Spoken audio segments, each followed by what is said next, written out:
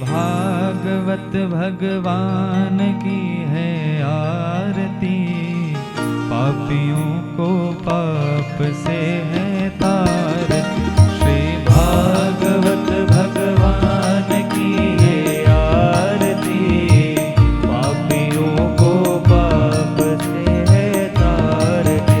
श्री भागवत भगवान की है आरती, पापियों को पाप से है तारती। श्री भागवत भगवान की है आरती, पापियों को पाप से है तारती। हाँ, ये अमर ग्रंथ, ये मुक्ति पंथ, ये पंचम वेद निराला, नव ज्योति जगाने वाला।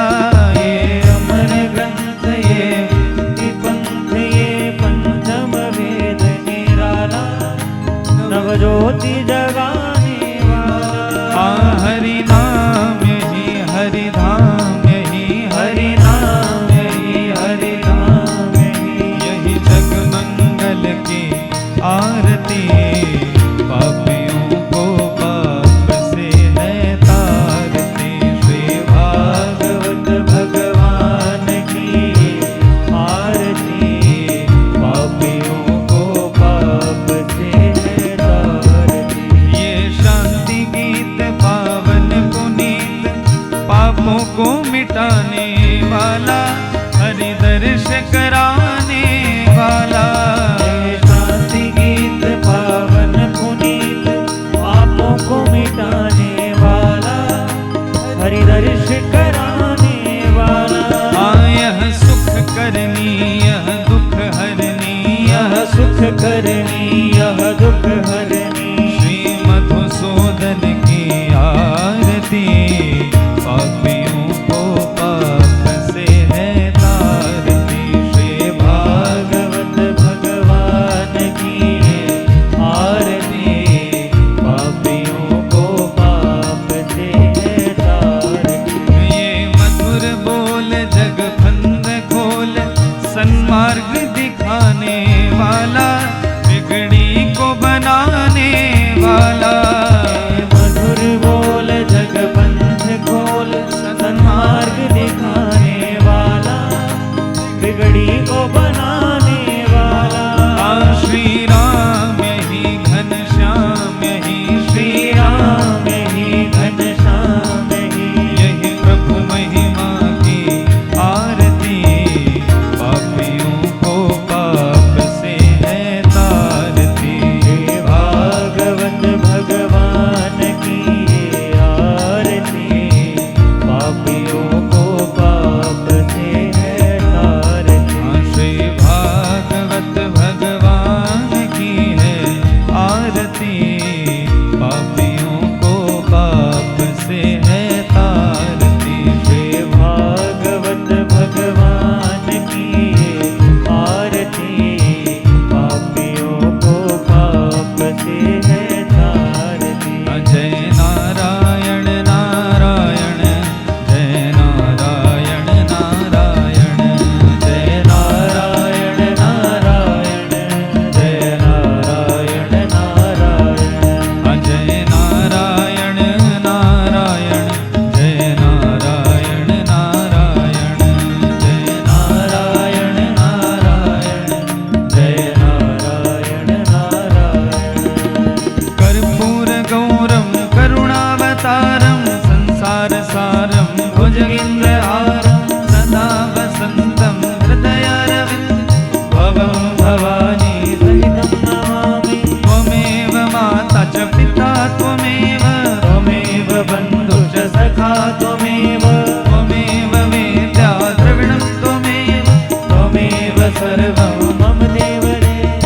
अच्युतं केशवं रामनारायणं, कृष्ण दामोदरं वासुदेवं हरे, श्रीधरं माधवं गोपिकावल्लभं, जानकी नायकं श्रीरामचन्द्रं भजे, राधिका नायकं श्रीकृष्णचन्द्रं, पार्वती नायकं श्रीभालचन्द्रं भजे।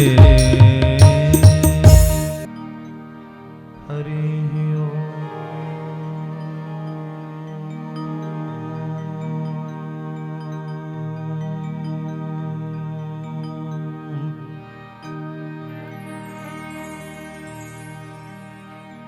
स्वस्ति श्री गणेशाय नमः। श्री गुरु चरण कमले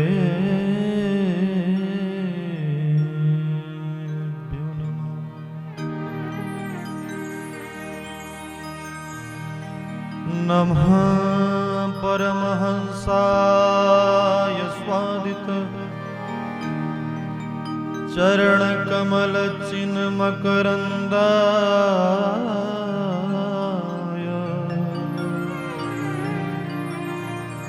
श्री रामचंद्र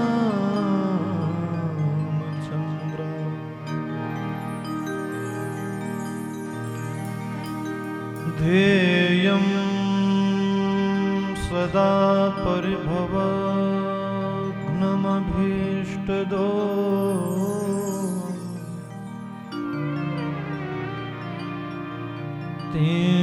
तीर्थास्पदं शिवविरिञ्चिनोत्तमं शरणम्।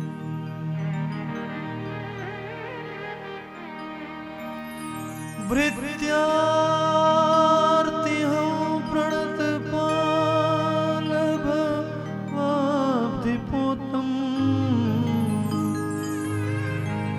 वन्दे महापुरुष ते चरणारविन्दम्।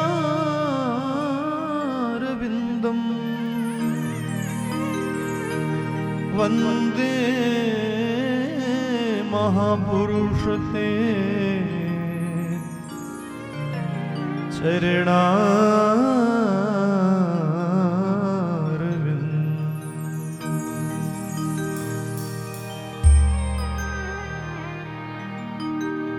वन्दे बोधमयं नित्यं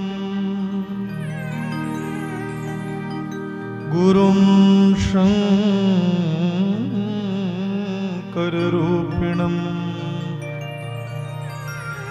यमाश्रितो हि वक्रोऽपि चन्द्रः सर्वत्र वन्द्यते।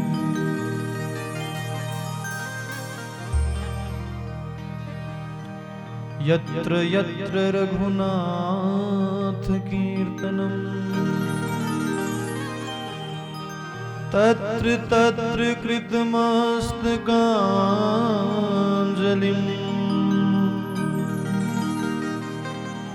बाष्पवारि परिपूर्णलोचनम्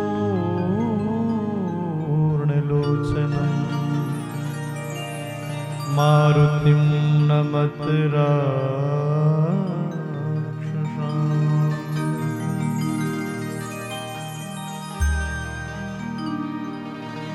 भक्त भक्ति भगवंत गुरु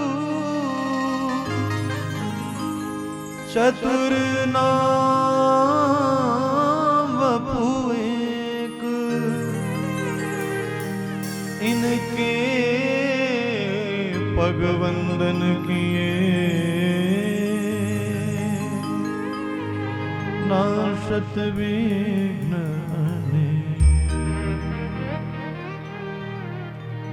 सियावर रामचंद्र जी की वृंदावन कृष्ण बलदाऊ जी की बोलो भाई सब संतन की जय। उमापति महादेव की जय। बाबा बालकनाथ जी महाराज की जय। भगवती कुलजा मैया की जय। ग्राम स्थान कुल इष्ट देवता की जय। गौ गीता गंगा गायत्री मैया की जय। सत्य सनातन धर्म की जय। नमः पार्वती पतये हर हर महादेव।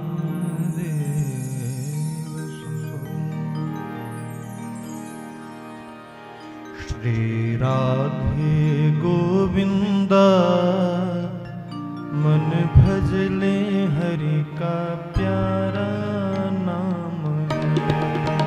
श्री राधे गोविंदा मन भजले हरि का प्यारा। आपसे गाओ सब लोग।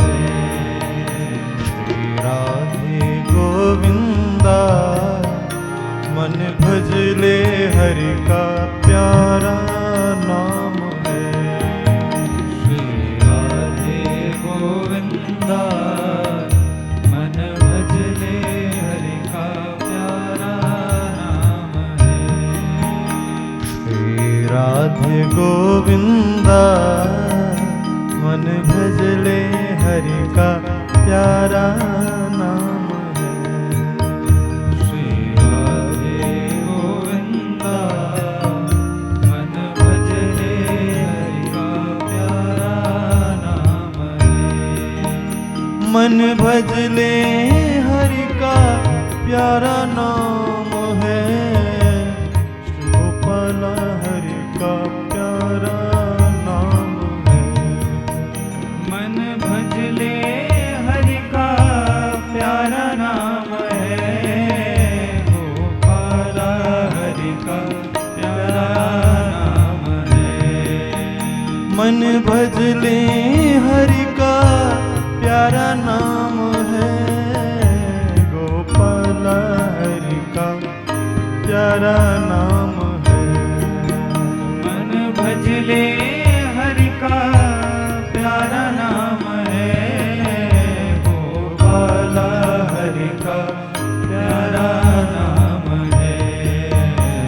श्री राधे गोविंदा मन भजले हरि का प्यारा नाम है। श्री राधे गोविंदा आपसे गाओ सब लोग। भजले ताली सेवा करते हुए गाओ ना। जय हो। श्री राधे गोविंदा मन भजले हरि का प्यारा नाम है। श्री राधे गोविंदा मन भजले हरि का प्यारा। रमण लाल की जय हो।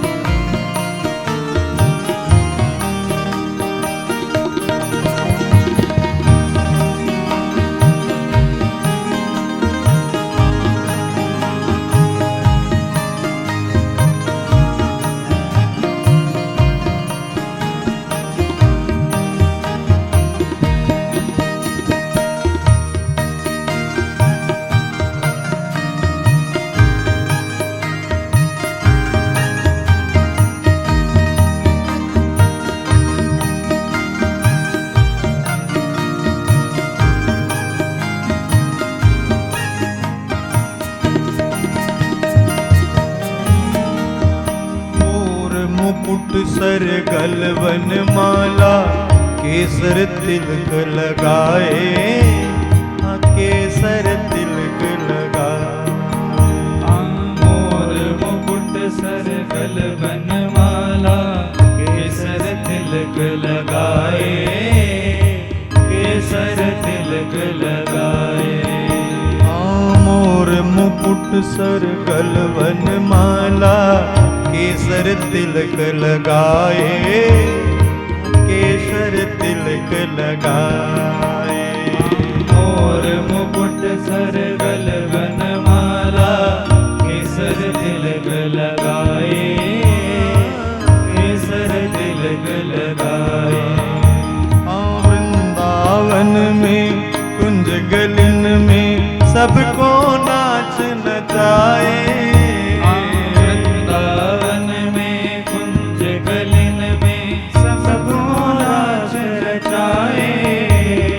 वृंदावन में कुंज गलिन में सबको नाच नचाए।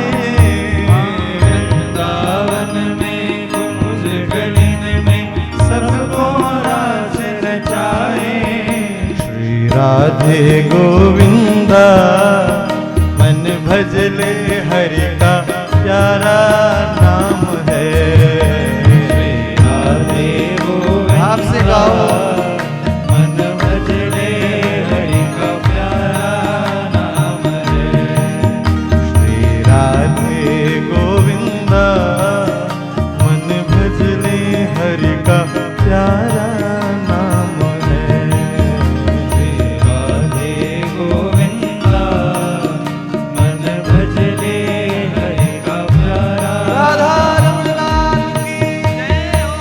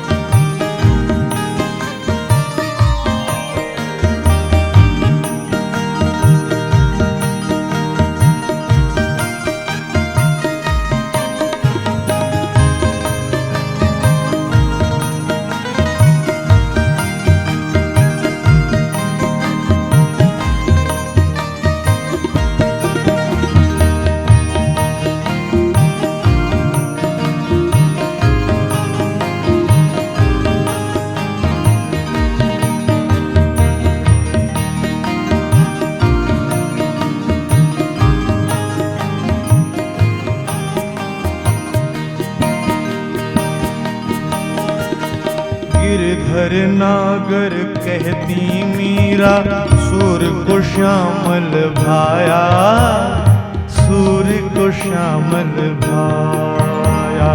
गिरधर नागर कहती मीरा सुर को श्यामल भाया, सुर को श्यामल भाया।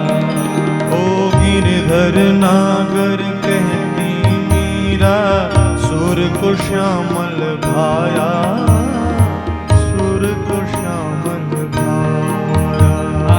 गिरधर नागर कहती मीरा सुर को श्यामल भाया, सुर को श्यामल भाया।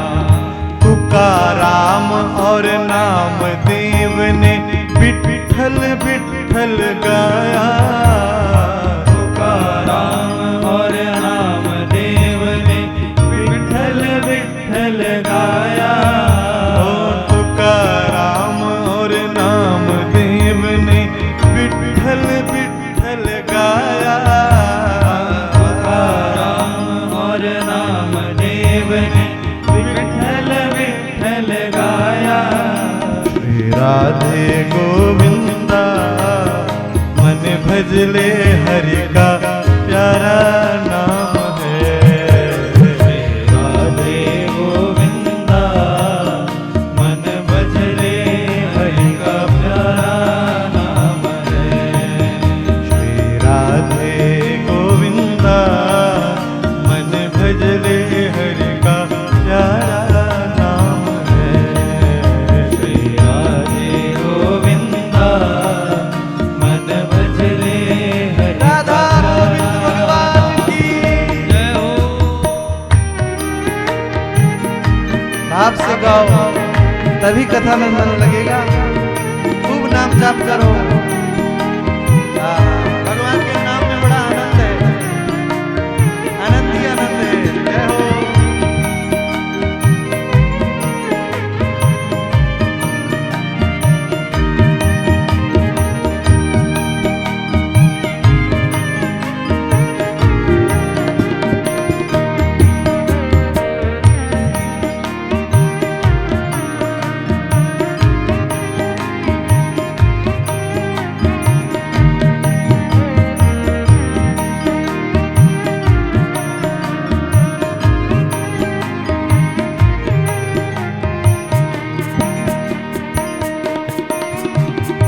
राधा शक्ति बिना न कोई श्यामल दर्शन पाए, श्यामल दर्शन पाए। राधा शक्ति बिना न कोई श्यामल दर्शन पाए, श्यामल दर्शन पाए। राधा शक्ति बिना न कोई श्यामल दर्शन पाए, श्यामल दर्शन पाए। राधा शक्ति बिना न कोई श्यामल दर्शन पाए, श्यामल दर्शन पाए।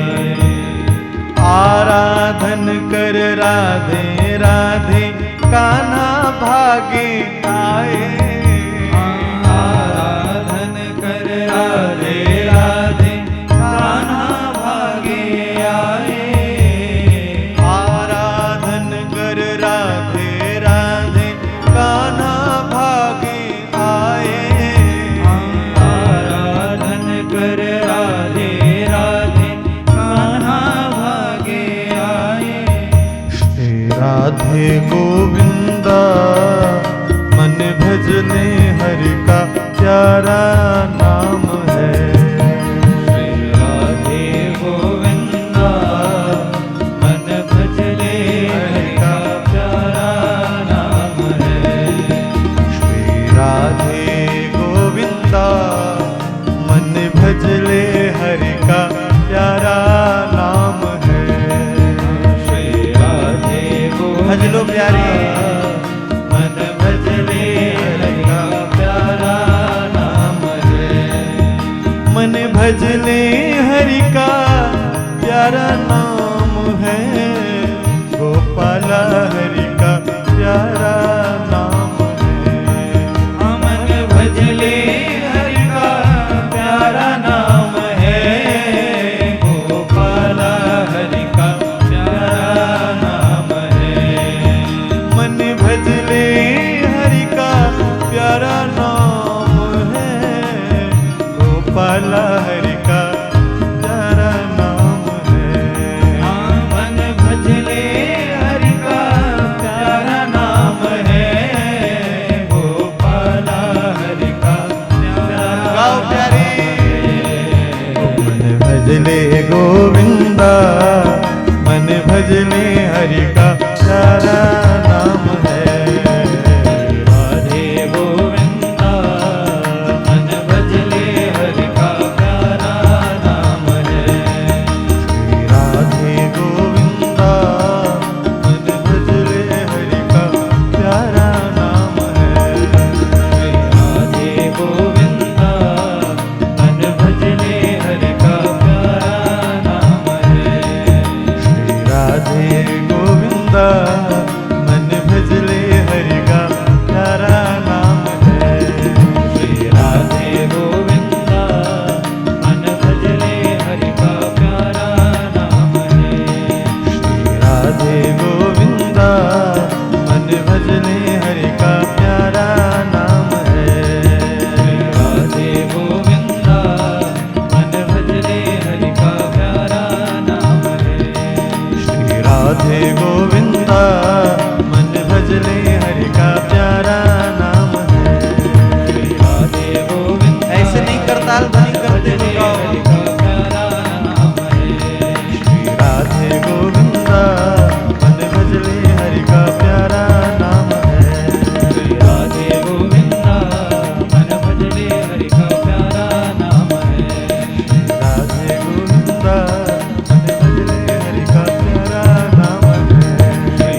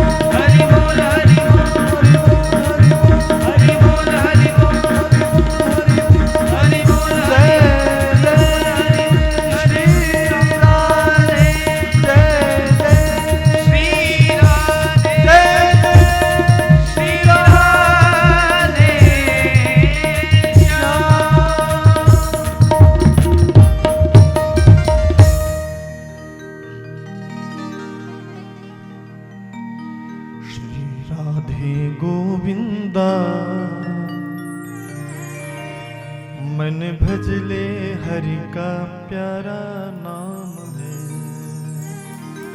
बोलो गोविंद भगवान की जय। राधा वर कृष्णचंद्र भगवान की जय।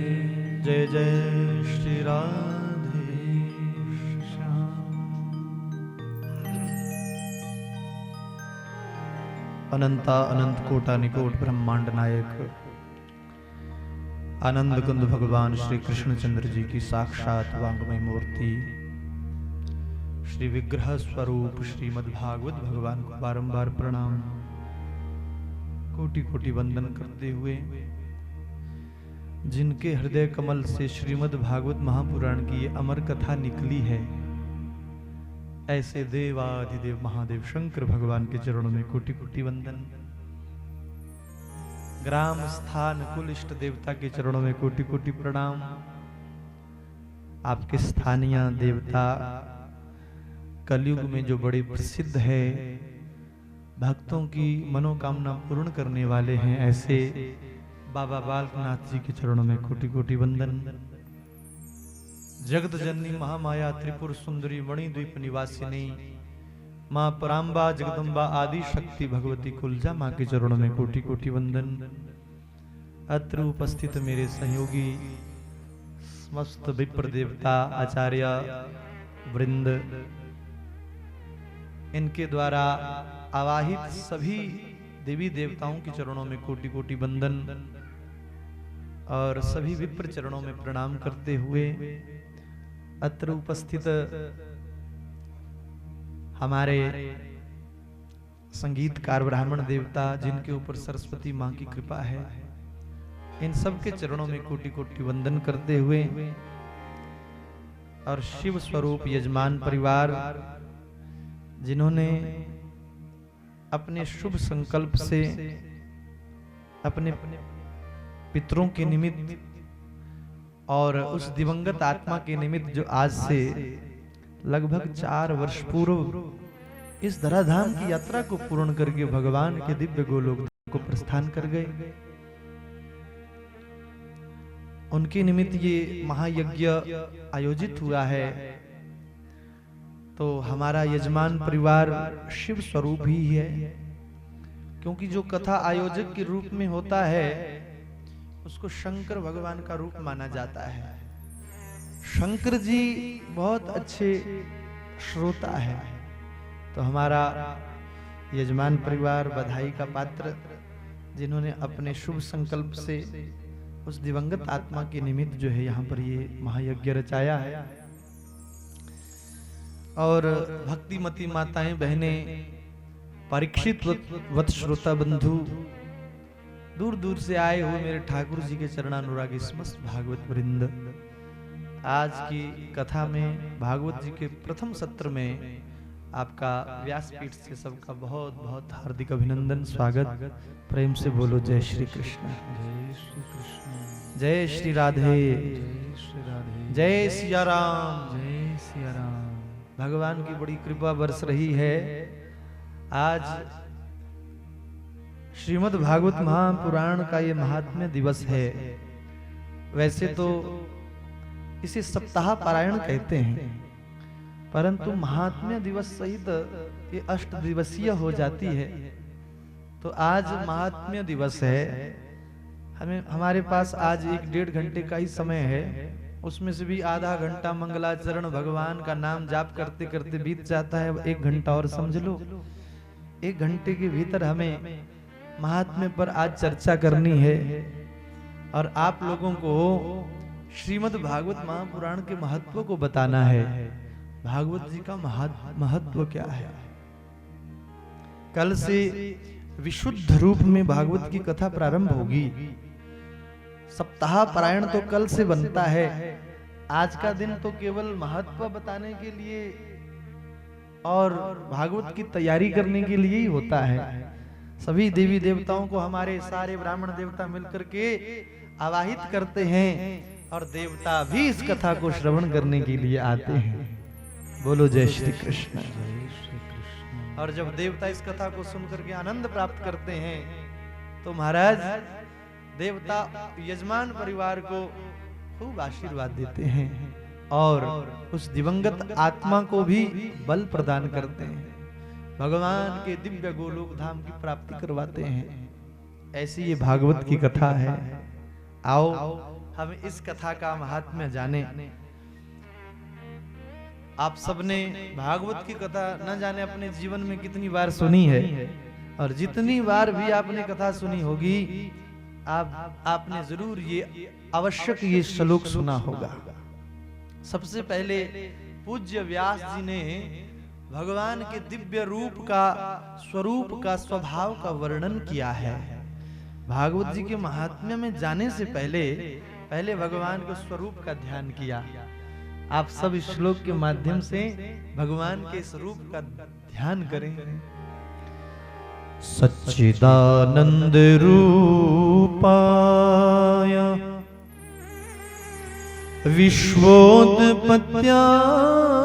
विश्वोत्पत्त्यादिहेतवे तापत्रय विनाशाय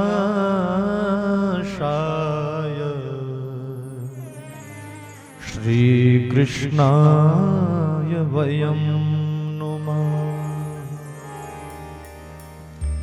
बोले हम प्रणाम करते हैं उस रूप को जिनका स्वरूप सच्चिदानंद अर्थात जो सत घन है, चित घन है और आनंद घन है। जिनका रूप कैसा है? बोले जो सत्य स्वरूप है, और चित माने ज्ञान स्वरूप है, बोध स्वरूप है, और आनंद माने आनंद स्वरूप है। जिनको स्मरण करने से, जिनकी शरणागति लेने से ये जीवात्मा उस परमात्मा में खो जाता है, अर्थात भगवान में खो जाता है, आनंद विभोर हो जाता है। अपने जीवन में जितने भी कष्ट है, दुख है, क्लेश है, सबको खो बैठता है, मिटा देता है जब वो भगवान की शरणागति लेता है। ऐसे सच्चिदानंद भगवान के चरणों में हम सब नमन करते हैं, जिनके द्वारा इस संसार का सृजन होता है, उत्पत्ति होती है। विश्वोत्पत्त्यादि हेतवे, जो इस विश्व की उत्पत्ति के हेतु है, जो इस विश्व का पालन पोषण करने वाले हैं, और जो इस विश्व का लय विलय करने वाले हैं, ऐसे भगवान श्री कृष्ण के चरणों में हम कोटि कोटि वंदन करते हैं, प्रणाम करते हैं। जिनका नाम स्मरण करने मात्र से, जिनकी शरणागति लेने से ही जीव के पाप तापत्रय, पाप ताप संताप नष्ट हो जाते हैं, तीनों प्रकारों के तापों का शमन हो जाता है। हम उन भगवान श्री कृष्ण के चरणों में प्रणाम करते हैं। बोलो भगवान श्री कृष्ण कन्हैया लाल की जय। ये भागवत जी के पहले श्लोक की व्याख्या है। तापत्रय विनाशाय श्री कृष्णाय वयं नुमः। हम प्रणाम करते हैं भगवान के चरणों में, कृष्ण के चरणों में, जिनके नाम स्मरण से, कथा स्मरण से, कथा श्रवण से पाप तापत्रय तीनों प्रकार के तापों का शमन हो जाता है। और फिर महात्म्य के दूसरे श्लोक में भागवत जी के मुख्य वक्ता का ध्यान किया। कौन है भागवत जी के मुख्य वक्ता? है? बताएंगी मैया, भागवत जी के मुख्य वक्ता कौन है? देखो, भागवत जो है वो प्रश्नोत्तरी है। पता नहीं कितनी बार हमने कथा सुनी कि नहीं सुनी, पर हमने कथा में से कोई सूत्र याद भी रखा जीवन में? नहीं रखा। अच्छा है, नहीं रखते आप याद। अगर आप याद रखने लग गए तब तो पंडितों की जरूरत ही नहीं पड़ेगी। आप बोलेंगे पंडित जी घर में रहो, कथा हम बढ़िया कर लेते हैं। बोलो जय श्री कृष्ण। श्री कृष्ण। भागवत जी के मुख्य वक्ता कौन है? बोलो सुखदेव जी महाराज की जय। स्वामी सुखदेव जी भागवत जी के मुख्य वक्ता है। तो सुखदेव जी का ध्यान व्यास जी ने यहां पर किया। यम प्रव्रजन्तमनुपेतम पेत कृत्यम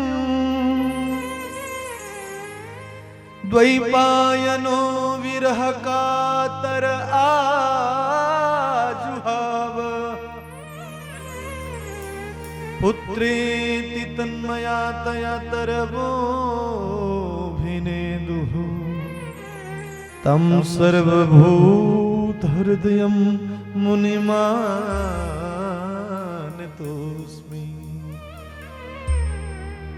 इस श्लोक में स्वामी शुकदेव जी का दिव्य ध्यान है। बोले हम प्रणाम करते हैं उन शुकदेव जी को, उस परिव्रजाकाचार्य, उस परमहंस वैराग्य की साक्षात मूर्ति शुकदेव जी महाराज। बोले जो जन्म लेते ही जंगल की ओर चले गए। यम प्रव्रजंतम अनुपेतम पेत कृत्यम। प्रव्रजंत हुए, व्रजंत माने चले गए। व्रज धातु का प्रयोग जाने के अर्थ में होता है, और फिर प्र उपसर्ग और लगाया तो और भी कंफर्म कर दिया कि ऐसे गए कि महाराज फिर वापस नहीं आए। आए भी तो कब आए, जब व्यास जी ने श्रीमद् भागवत महापुराण की इस दिव्य कथा को रच करके तैयार किया, और फिर इस 18,000 श्लोकों का रस अपने पुत्र शुकदेव जी को पढ़ाया दिया, तब वो जंगल से वापस आए और परीक्षित को कथा सुना करके जन जन तक यह कथा पहुंचाई। ये स्वामी शुकदेव जी की देन है। रही बात हम जैसे कलियुगी व्यासों की, हम तो केवल यूं समझो कि इनकी कृपा से घर भी चला रहे हैं, आत्म कल्याण भी कर रहे हैं, राष्ट्र कल्याण भी कर रहे हैं, देश कल्याण भी कर रहे हैं। हाँ, उत्तराधिकारी कौन है? वास्तविक उत्तराधिकारी। मिथ्याभिमान नहीं करना चाहिए। इसलिए हम आज समर्पण भाव लेकर के भागवत जी के सामने इस बात को स्वीकार करते हैं कि हमारे ऊपर तो शुकदेव जी की कृपा है, व्यास जी महाराज जी की कृपा है, भगवान की कृपा है। कली काल के इस साधारण से मनुष्य को कथा कहने और आप लोगों को सुनने का सौभाग्य प्राप्त हो रहा है। ये उनकी कृपा है, ये उनकी देन है, ये उन्होंने हमें दे रखे हैं ये पुराण। तो वास्तविक वक्ता कौन है? शुकदेव जी महाराज, जिनका स्वभाव इतना निर्मल है, पवित्र है, कोमल है। ऐसे शुकदेव जी के चरणों में हम प्रणाम करते हैं, जो सभी प्राणियों के हृदयगत विराजमान है, व्यास जी के प्यारे लाडले पुत्र है। ऐसे शुकदेव जी के चरणों में हम नमन करते हैं। बोलो शुकदेव जी महाराज की जय। और पुनः शौनक आदि 88,000 ऋषि मुनि और सूत जी महाराज जी के बीच जो संवाद हुआ, व्यास जी ने कहना लिखना प्रारंभ किया है महात्म्य में। ये भागवत की कथा कहाँ हो रही है? सबसे पहला स्थान कहाँ है? बोले नैमिषारण्य में। आप सब भी अपने मन को वहां पर ले चलें। आप तो हो सकता है बाबा जी की कृपा से बहुत बार गए हो नैमिषारण्य। बाबा जी बैठे यहाँ पर, जामली वाले बाबा जी बड़े प्रसिद्ध है। आप बड़े सौभाग्यशाली है कि ये यात्राएं बनाते रहते हैं, और यात्राओं में हम जैसे कथावाचकों की वाणी को भी पवित्र करवाते हैं और आप लोगों के हृदय को भी पवित्र करते हैं। ये बड़ी अच्छी बात है। हमने देखा है बहुत बार जो है, न जाने कितनी बार ये 4 धामों की यात्रा करवा चुके, और हम जैसे वक्ताओं को साथ ले जाकर के कई बार तीर्थों पर कथा करवाते हैं।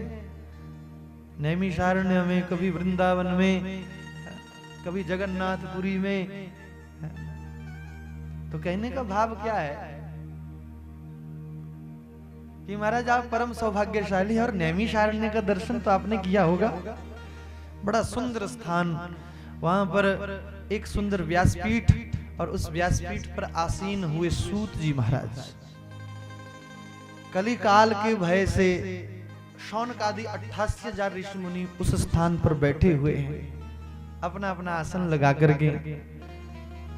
और यहीं पर शौनक जी महाराज जी ने सूत जी को व्यासपीठ पर बैठा करके सूत जी महाराज जी से भागवत के विषय में पूछना प्रारंभ किया। शौनक जी ने तो नहीं पूछा, पर शौनक जी ने के प्रश्न इतने प्यारे थे कि सूत जी के मुखारविंद से श्रीमद् भागवत महापुराण की कथा का वाचन होने लगा। सूत जी महाराज अपनी व्यासपीठ पर बैठे हैं, सामने शौनक जी महाराज बैठे हैं। शौनक जी महाराज जी ने पहले सूत जी महाराज जी की बड़ी प्रशंसा की। कहा महाराज आपके पास हम जैसे प्राणियों के अज्ञान रूपी अंधकार को दूर करने के लिए करोड़ों सूर्यों के समान प्रकाश है। इसलिए हे सूत जी महाराज, आप कृपा करके एक उस ज्ञान की एक किरण हमारे हृदय पटल पर धर दीजिए, जिससे हमारा ये अज्ञान रूपी हृदयगत अंधकार दूर हो सके। ऐसा कोई विषय हमें सुनाओ, ऐसी कोई कथा हमें सुनाओ। शौनक जी बोले ऋषियों, सूत जी बोले ऋषियों, आपका हमारे ऊपर इतना प्रेम है, इतना स्नेह है, अगर आप हमसे इतना प्रेम करते हैं तो पूछो क्या पूछना चाहते हो, क्या जानना चाहते हो। तब यहाँ पर शौनक जी ने एक बड़ा सुंदर प्रश्न पूछा। सबसे पहला प्रश्न कहा, महाराज कृष्ण प्राप्ति करम शाश्वत साधनम किम तद वदाना। कृष्ण को प्राप्त करने का शाश्वत साधन क्या है, अब आप वो बताएं। अब आप हमें वो समझाएं कि कृष्ण को कैसे प्राप्त किया जा सकता है। और साथ ही पूछा, भक्ति ज्ञान विरागाप्तो विवेको वर्धते महान माया मोह निरासश्च वैष्णवहि क्रियते कथा। और ये जो आपके प्यारे प्यारे लाडले भक्त है ना, ये जो वैष्णव जन है, ये भक्ति ज्ञान वैराग्य और विवेक को बढ़ाने के लिए कौन सा सत्कर्म करते हैं। अर्थात भक्ति ज्ञान वैराग्य से प्राप्त होने वाले बढ़ने वाले विवेक की बढ़ोतरी कैसे होती है, हम ये जानना चाहते हैं महाराज। प्रश्न देखो कितने बढ़िया है, ध्यान देना। आप कथा में ध्यान दोगे ना तो एक एक शब्द अमृत की तरह लगेगा। बोलो जय श्री कृष्ण। आपका मन एक क्षण के लिए भी इधर उधर नहीं जाएगा। 3 घंटे में जो छटपटाहट होती है ना हमें, वो भी नहीं होगी। पर शर्त एक यही है कि आप एक एक शब्द पर जो है गौर कीजिएगा, एक एक शब्द को ध्यान से सुनिएगा। और यदि आप ध्यान से सुनोगे ना तो फिर ये वक्ता का स्वभाव बन जाता है कि श्रोता जब सजग और सावधानी से सुनता है तो वक्ता भी उतने ही गहराई में उतरता है। और मुझे यहाँ पर अनुभूति हो रही है, चाहे हमारे यजमान जी का आंगन चाहे छोटा ही है, पर यहाँ के वक्ता बहुत बड़े बड़े हैं। बोलो जय श्री कृष्ण। यहाँ के श्रोता जन बहुत बड़े हैं, बड़े प्रेम से आप कथा सुन रहे हैं। और यहीं से ही पता लग जाता है पहले दिन से कि आप कथा का कितना आनंद लेंगे और हम भी आपके साथ फिर कथा का कितना आनंद प्राप्त करेंगे। आज तो पहला दिन है, अभी तो भूमिका बन रही है, अभी तो नींव बन रही है। नींव के ऊपर जब हमारे यजमान जी ने जितना सुंदर घर बनाया है, इतना सुंदर घर बनेगा तो कितना अच्छा लगेगा। बोलो जय श्री कृष्ण। अभी तो नींव बन रही है, नींव पर जब घर बनेगा तो कितना प्यारा लगेगा। आप बोलेंगे 3 घंटे नहीं पंडित जी, अब तो 4 घंटे भी सुना दे तो आनंद हो जाएगा। नहीं तो अक्सर लोग घर से यही सोच करके चलते हैं कि हम 3 घंटे की कथा सुनेंगे। और जैसे 3 घंटे से ऊपर समय जाता है ना तो मन छटपटाने लगता है कि पंडित जी बस करो। अब हमारी व्यवस्था होती है ना वैसे। अच्छा, कथा में बैठ भी जाए पर किसी को बस में जाना है, किसी के पास सुविधा नहीं होती तो बस की भी जरूरत होती है। इसलिए आप चिंता मत करना, यूं मत सोचना कि व्यास जी ने आज ही सुना दिया हमें, हम आपको लेट नहीं करेंगे, हम 3 ही घंटे बोलेंगे, ठीक 3 घंटे। बोलो जय श्री कृष्ण। और आप 3 घंटे सुनना कथा बड़े प्रेम से, एक एक शब्द को ध्यान से सुनना। आप शौनक जी महाराज जी का प्रश्न देखिए कितना प्यारा है। क्या पूछ रहे हैं? भक्ति ज्ञान विराग आप तो विवेको वर्धते महान। महाराज, ये जो वैष्णव जन है भक्ति ज्ञान वैराग्य से बढ़ने वाले विवेक की बढ़ोतरी को कैसे करते हैं, अपने ज्ञान को कैसे बढ़ाते हैं? ऐसा प्रश्न नहीं पूछा कि जिससे हमारे इस लौकिक संसार का विकास हो, ऐसा प्रश्न नहीं। ये स्थिति हम आप लोगों की होती है। हम किसी संत के पास बैठेंगे तो हम वहां पर भी यही मांगेंगे कि महाराज मेरा कारोबार ठीक नहीं चल रहा है, कैसे ठीक हो। बोलो जय श्री कृष्ण।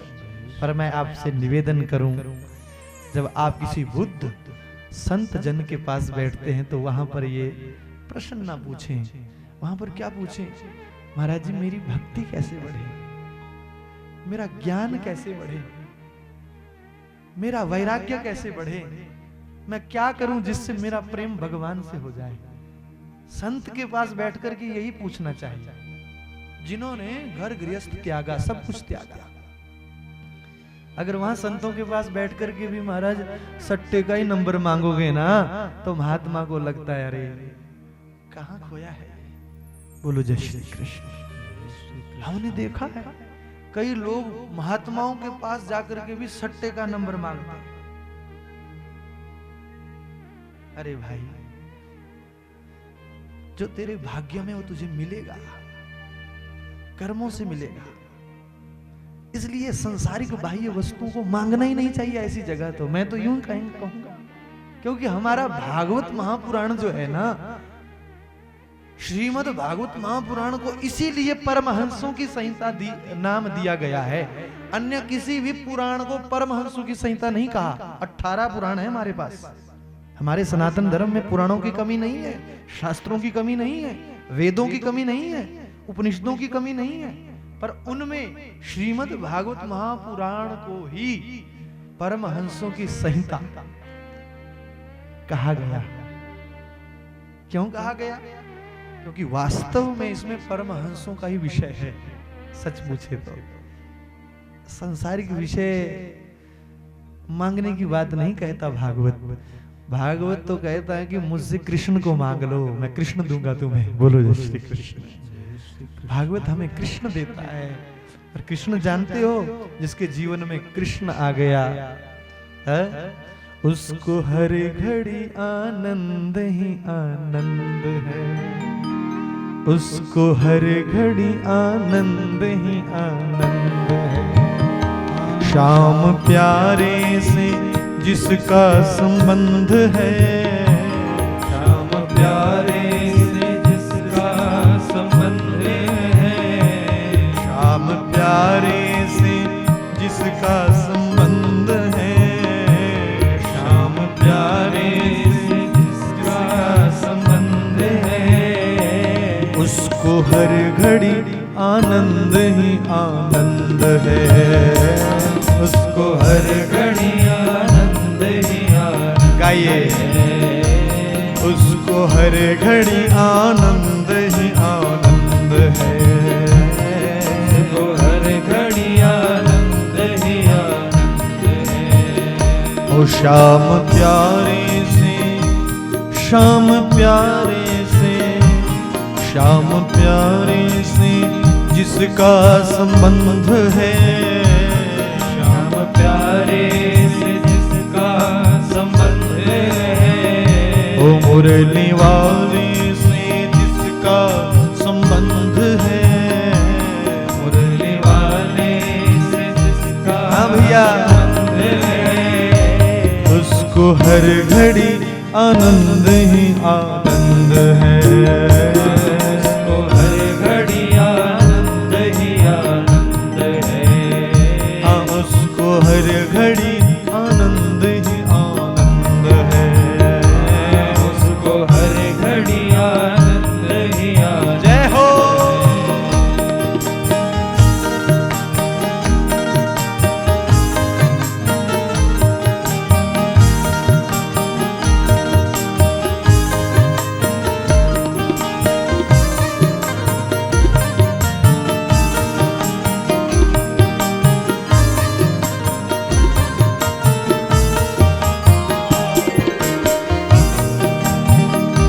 गाओ मैया प्रेम से गाओ। जय हो।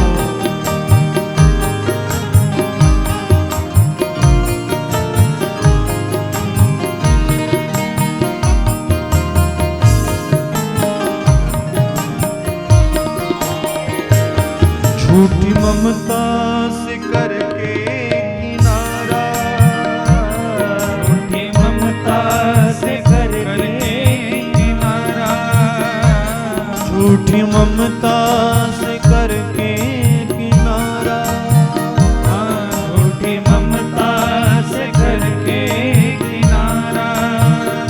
बोले कि सच्चे प्रभु का सहारा, लेके सच्चे प्रभु का सहारा, बोले कि सच्चे प्रभु का सहारा, लेके सच्चे प्रभु का सहारा, जो उसी की रजा में रजामंद है, जो उसी की रजा में रजामंद है, जो उसी की रजा में रजामंद है, जो उसी की रजा में हाँ भैया, रजामंद है, उसको हर घड़ी आनंद ही आनंद है, उसको हर घड़ी आनंद ही आनंद है, हाँ उसको हर घड़ी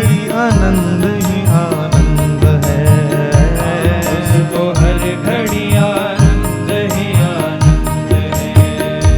श्याम प्यारे से जिसका संबंध है, श्याम प्यारे से जिसका संबंध है, वो मुरली वाले से जिसका संबंध है, मुरली वाले से जिसका संबंध है, उसको हर घड़ी आनंद ही आनंद है, हाँ, उसको हर घड़ी आनंद ही आनंद है, उसको हर घड़ी आनंद ही आनंद है।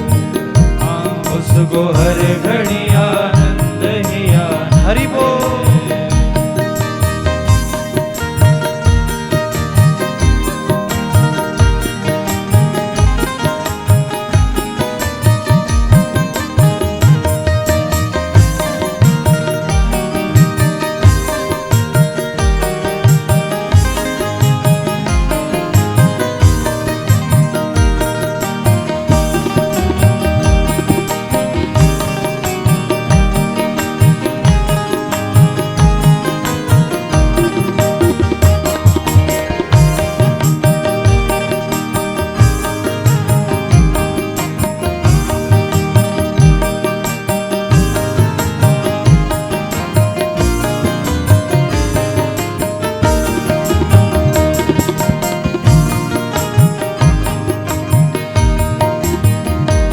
निंदा जुगली न जिसको सुहावे, निंदा चुगली न जिसको सुहावे, निंदा जुगली न जिसको सुहावे, निंदा चुगली न जिसको सुहावे, ओ बुरी संगत की रंगत न भावे, बुरी संगत की रंगत न भावे, ओ बुरी संगत की रंगत न भावे, बुरी संगत की रंगत न भावे, जिसको सत्संग, हाँ जिसको सत्संग, जिसको सत्संग ही हरदम पसंद है, जिसको सत्संग ही हरदम पसंद है, और जिसको सत्संग ही हरदम पसंद है, जिसको सत्संग ही हाँ भैया, हरदम पसंद है, उसको हर घड़ी आनंद ही आनंद है, उसको हर घड़ी आनंद ही आनंद है, हाँ उसको हर घड़ी आनंद ही आनंद है, उसको हर घड़ी आनंद ही आनंद है, उसको हर घड़ी आनंद ही आनंद है। उसको हर घड़ी आनंद ही आनंद। बोलो राधा रमन लाल की।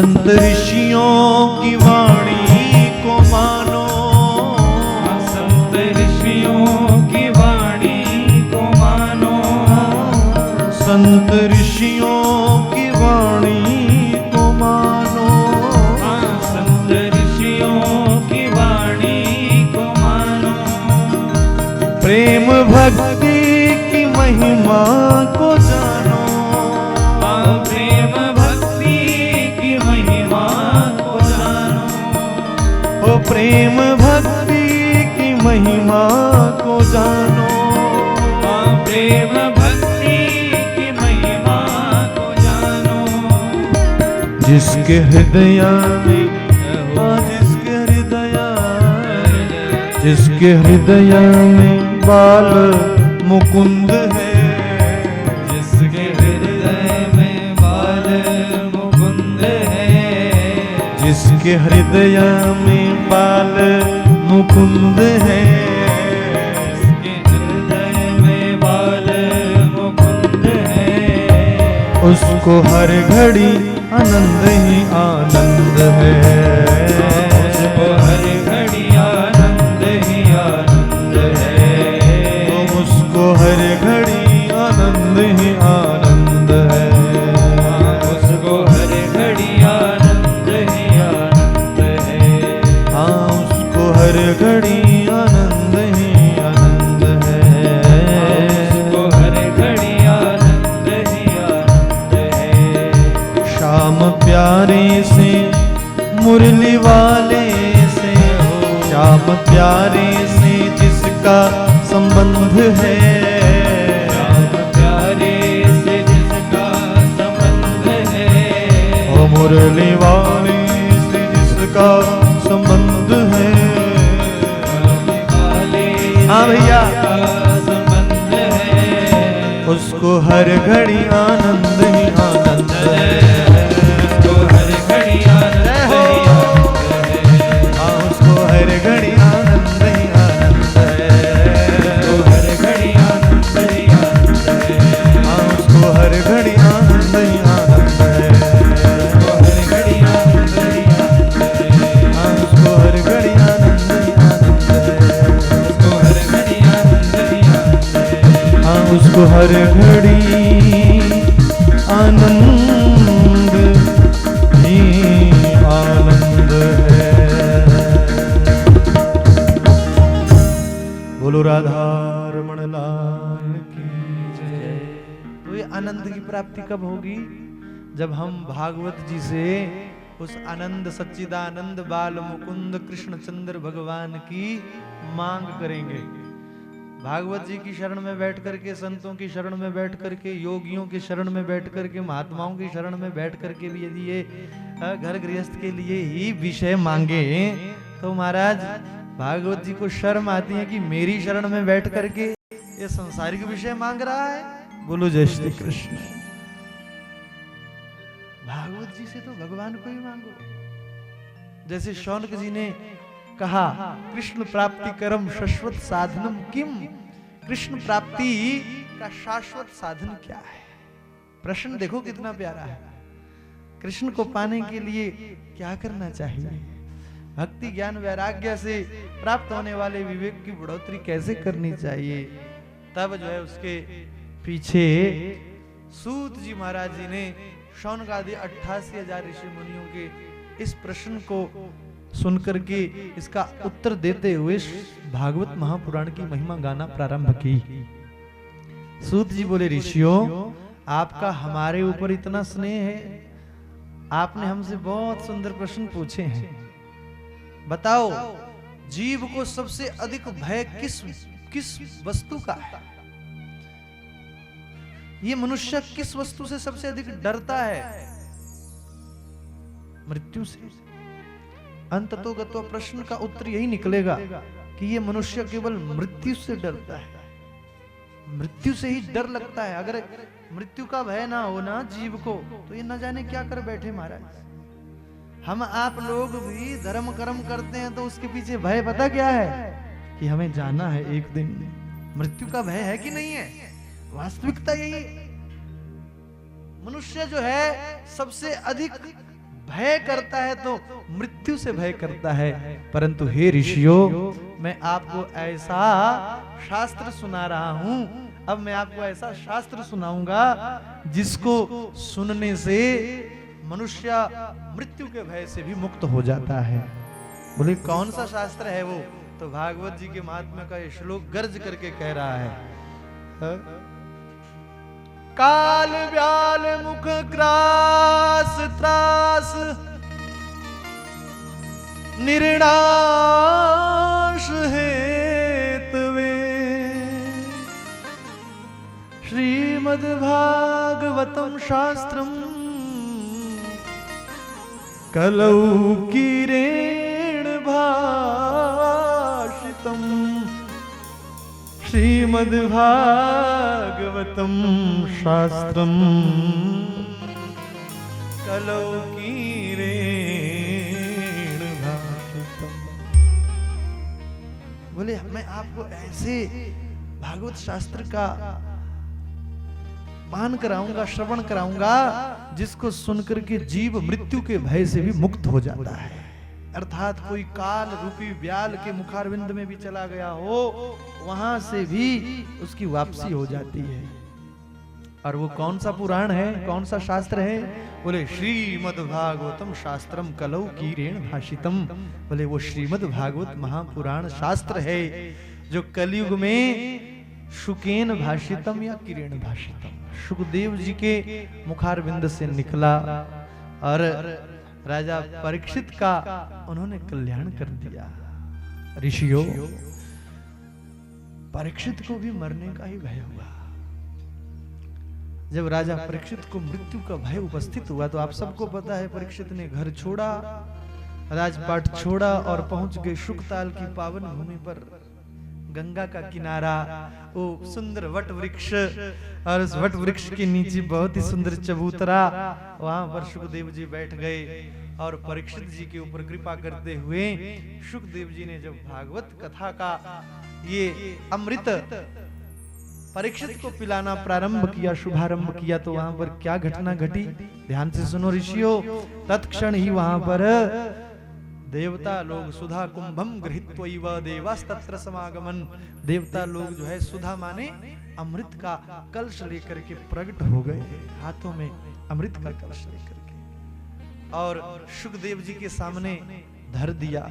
और सुखदेव जी को प्रलोभन देते हुए बोले, महाराज राजा को मरने का ही तो भय है, आप ऐसा कीजिए, इनको ये हमारे वाला अमृत पिला दो, स्वर्ग वाला अमृत, और हमें जो है आप भागवत अमृत पिला दो।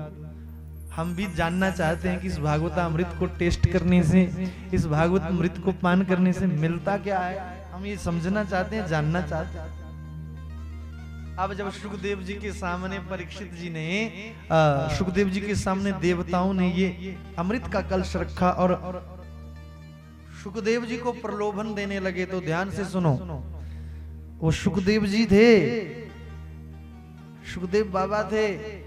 कहीं आज के वक्ता की बात होती हम जैसों की, तो हम तो एकदम से फटाक से पकड़ते अमृत को, महाराज लाओ लाओ इधर, और 2 बूंदे अमृत की 2 करोड़ में ले लो भैया, और लेने वाले ले लेते। अमृत कोई ऐसे थोड़े ना मिल जाता हर किसी को। अरे भैया सारा जीवन भर पुण्य कर्म कमाने पड़ते हैं, पुण्य कर्म करने के बाद फिर जब शरीर छूटता है तो स्वर्ग मिलता है। परंतु यहाँ पर सुखदेव जी अपने भागवतामृत के सामने इस स्वर्ग के अमृत की कोई कीमत ही नहीं लगा रहे हैं। सुखदेव जी ऐसे परिव्रजा का, ऐसे परम संत, ऐसे परम वैरागी, वैराग्य की पराकाष्ठा सुखदेव जी महाराज धन्य है महाराज, जिन्होंने देवताओं को ठुकरा दिया। देवता लोग टुकुर टुकुर देख रहे हैं, महाराज आप हमें ये भागवतामृत पिलाइए और राजा को ये अमृत पिला दीजिए।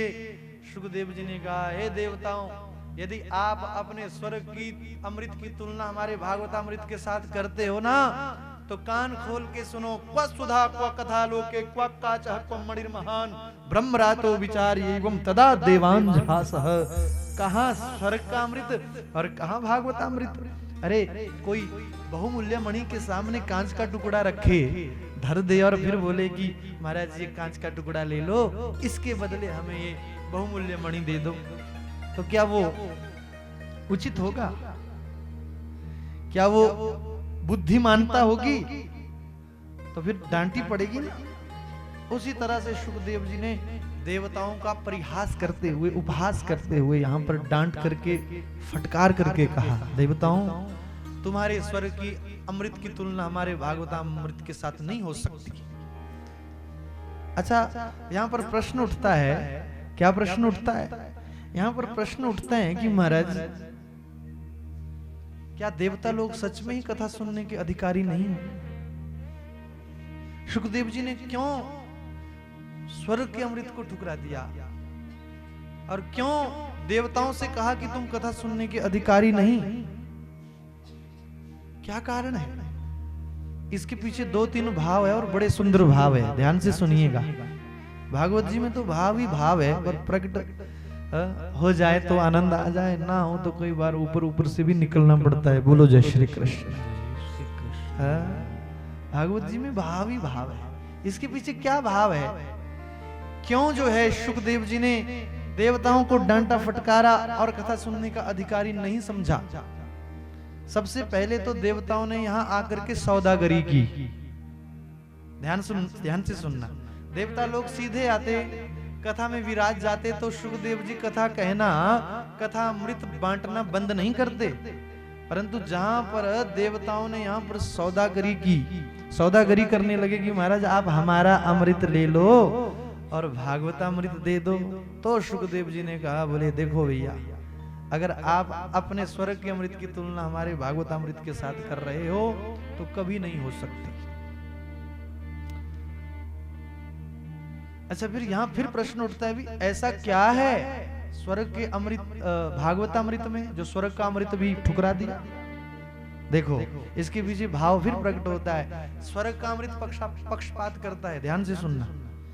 स्वर्ग का अमृत पक्षपात करता है और भागवतामृत पक्षपात नहीं करता। बस यही अंतर है इन दोनों अमृतों में। स्वर्ग का अमृत किसे मिलेगा? जो सारा जीवन भर पुण्य कर्म कमाए और पुण्य कर्म कमा करके शरीर छूटे और फिर स्वर्ग जाए। वहां पर भी कंफर्म नहीं है कि इंद्र देवता आपको देंगे अमृत की नहीं देंगे। बोलो जय श्री कृष्ण। पक्का नहीं है। तो ये स्वर्ग का अमृत तो पुण्य आत्मा को ही मिलेगा भाई। पर ये भागवतामृत क्या है? ये एक ऐसा अमृत है, इसमें पक्षपात नहीं है। यहाँ पर कोई अमल आत्मा बैठे, विमल आत्मा बैठे, महात्मा बैठे, परमात्मा बैठे, देवता बैठे, साधारण मनुष्य बैठे, पापी बैठे, अधमी बैठे, प्रेत आत्मा बैठे, कोई भी आए बराबर मात्रा में बांटा जाता है। बोलो जय श्री कृष्ण। इसलिए ये महान है, इसलिए ये स्वर्ग के अमृत से महान बताया गया। इसलिए तो हमारे भागवत जी में आरती गाते हैं ना हमारे ब्राह्मण देवता, पापियों को पाप से है तारती, श्रीमद् भागवत भगवान की ये आरती। अरे पापियों को पाप से है तारती, ये अमर ग्रंथ, ये मुक्ति पंथ, ये पंचम वेद निराला, नव ज्योति जगाने वाला, हरि नाम यही, हरि ध्यान यही, ये प्रभु महिमा की आरती। पापियों को पाप से है तारती। बोलो जय श्री कृष्ण।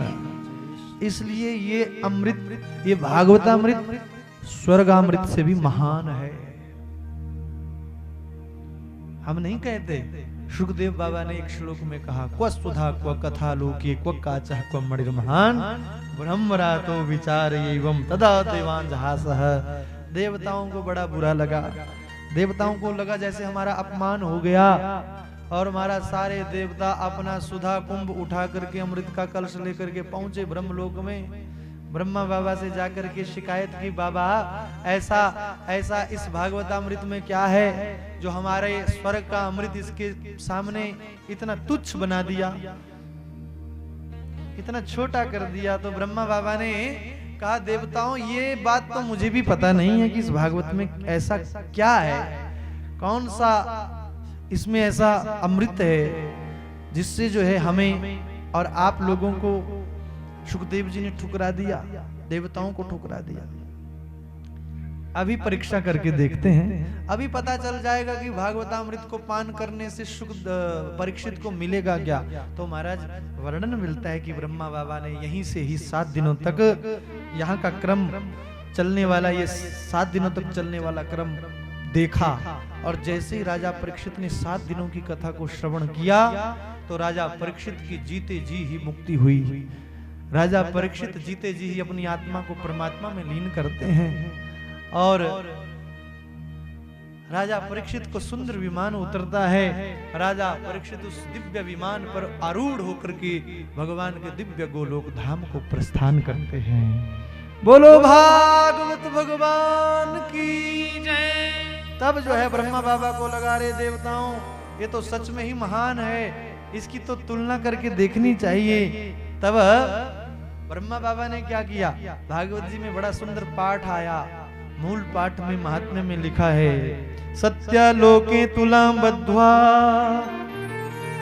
तोलयत साधनान्यज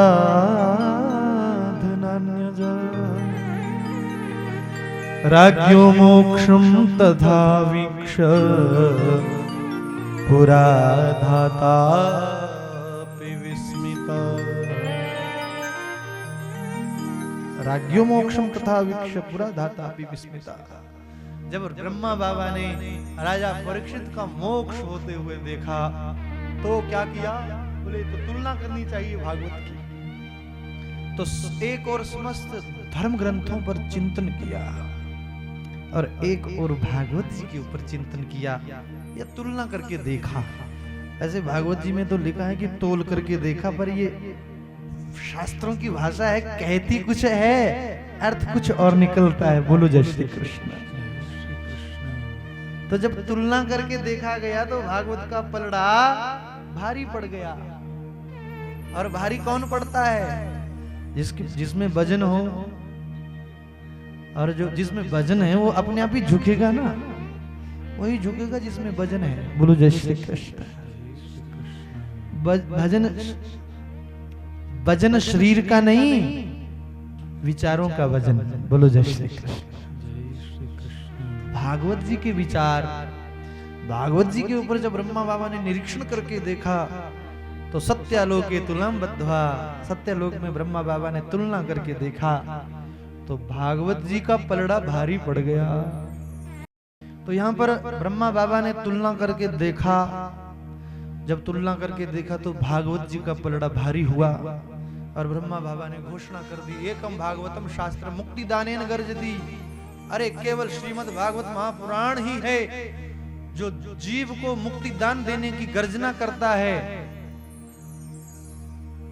और महाराज तीनों लोकों में श्रीमद् भागवत महापुराण का डंका बज गया। बोलो भागवत भगवान की जय। तब से लेकर आज तक आप देख ही रहे हैं महाराज, कलयुग में तो भागवत जी का तहलका मचा हुआ है।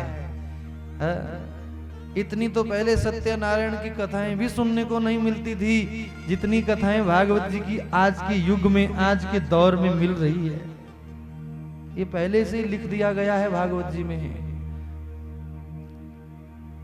ये ब्रह्मा बाबा का वरदान है, भागवत जी को घोषणा कर दी ब्रह्मा बाबा ने।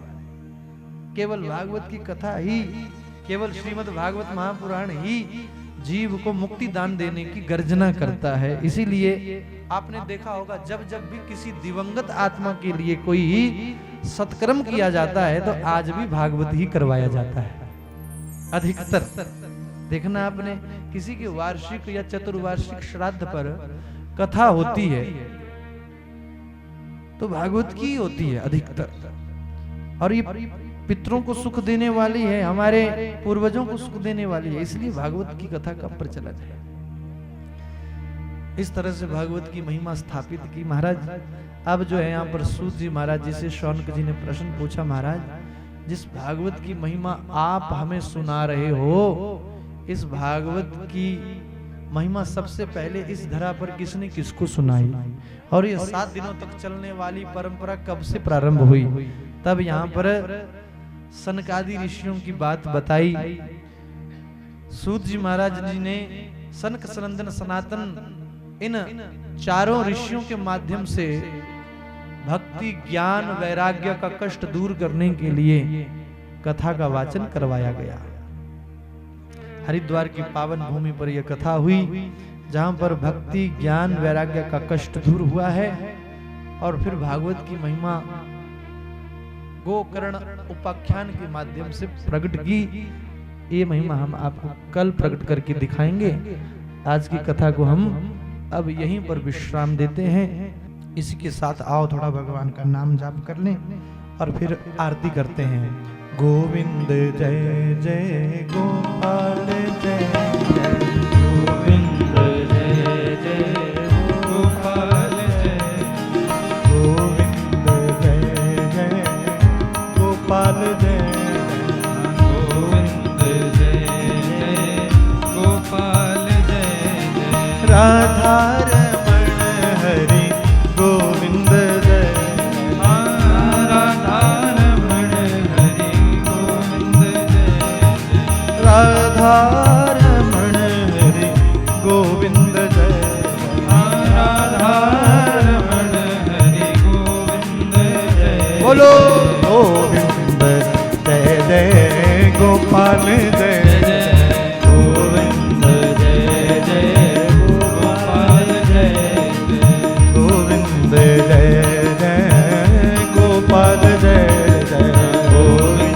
जय जय गोपाल जय जय, गोविंद जय जय गोपाल जय जय गोविंद जय जय गोपाल जय, ओ रुक्मण की जय जय राधा की जय जय रुक्मणी की जय जय राधा की जय जय, रुक्मणी की जय जय राधा की जय जय रुक्मणी की जय जय राधा की जय, राधा रमण हरि गोविंद जय जय राधा रमण हरि गोविंद जय जय, राधा रमण हरि गोविंद जय राधा रमण हरि गोविंद जय, राधा रमण हरि गोविंद जय जय राधा रमण हरि गोविंद जय जय, राधा रमण हरि गोविंद जय जय राधा रमण हरि गोविंद जय जय, राधा रमण हरि गोविंद जय जय राधा रमण हरि गोविंद जय जय, राधा रमण हरि गोविंद जय जय राधा रमण हरि गोविंद जय जय, राधा रमण हरि गोविंद जय जय राधा रमण हरि गोविंद गोविंद जय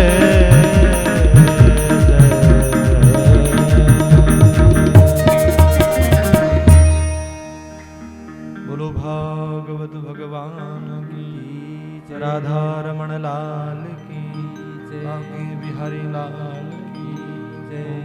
आरती अति पावन पुराण की, आरती अति पावन पुराण की आरती अति पावन पुराण की, आरती अति पावन पुराण की धर्म भगति ज्ञान खान की, धर्म भगति ज्ञान खान की महापुराण भागवत निर्मल महापुराण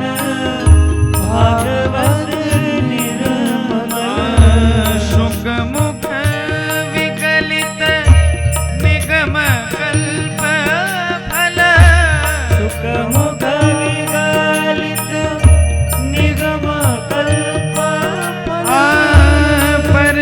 परमानंद सुधार समय कल लीला रति रस रस निधान की आरती अति पावन पुराण की धर्म भगत